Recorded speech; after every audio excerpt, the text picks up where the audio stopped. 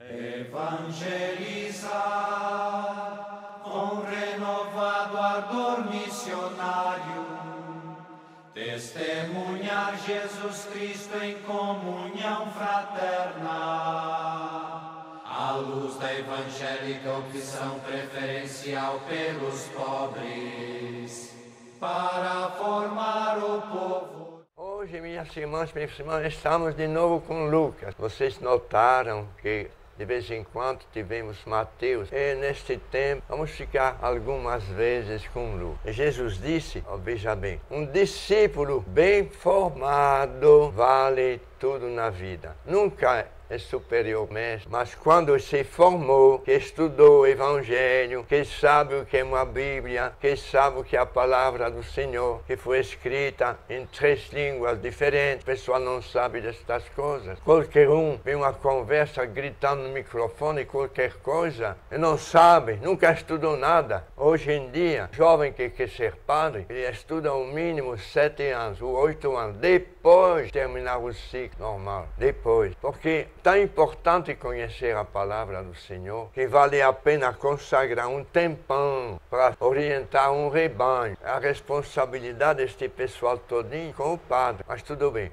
O discípulo bem formado, aí pode ser chamado de mestre. Aí Jesus diz uma coisa, pelo amor de Deus, que todos nós, se tivesse 4 ouvidos, deveria abrir agora. Basta botar suas mãos assim e falar, que você vai escutar muito maior. Você já fez esta experiência?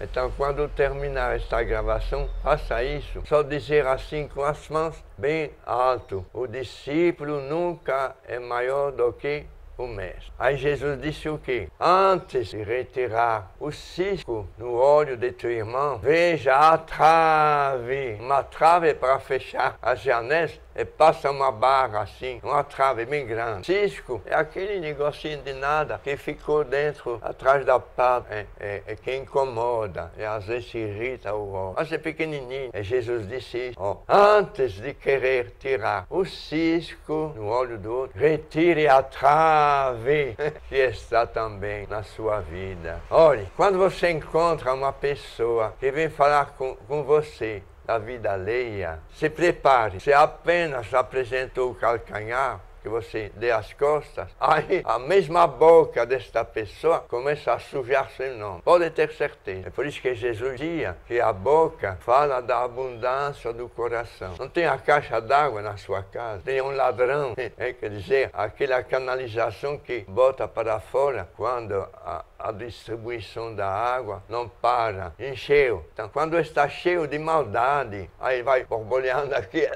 e começa a falar. É por isso que tem de desconfiar. Dia e noite, em qualquer país do mundo, a história é essa. Pecado da língua, destruir, julgar, criticar, derrubar os outros. Esta língua venenosa. É todos nós, mas todos. Sei quantas vezes por dia vocês falam da vida ali. Pode ser seu vizinho, pode ser alguém de sua família, até trabalhando a vida toda, voltando no ônibus. Sabe o que foi? Por telefone, língua de cobra, falando com uma outra mulher. Aí eu vi seu marido bem acompanhado, parabéns. Aí a coitada fervendo de dor, de raiva contra o marido, só por causa de uma serpente que tem o prazer de derrubar os outros. Até através de piadas, que deixa...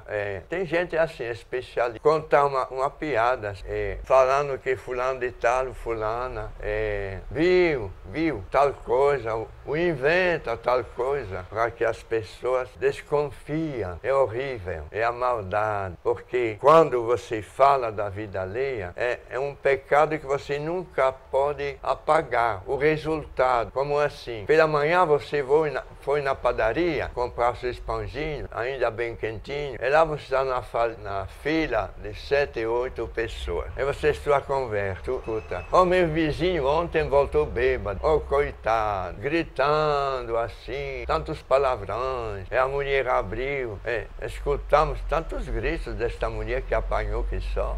Ninguém pensava aquilo desse rapaz. Parecia tão bonzinho. Pronto, comprei o pão. Mas os ouvintes, voltando em casa, começam a repetir. Sabia não que fulano de tal estava bem batendo? Que coisa, um cara tão legal. Papapá. Aí o vizinho vai na feira e vai vender a verdura lá nas rocas. Uma hora depois, já tem vários vizinhos nas rocas que escutam a conversa que fulano de tal bateu na mulher, Você nunca pode ir no dia seguinte na padaria dizendo: desculpem, ontem inventei a história, viu? Aí você não apaga nunca. Você feriu a honra do seu vizinho. Por isso que Tiago, na carta dele, dizia que não peca com a língua, é um santo. Coitado, todos nós, de vez em quando, não temos coragem de dominar, às vezes, nossa língua. Louvado seja o nome do Senhor para sempre. Amém.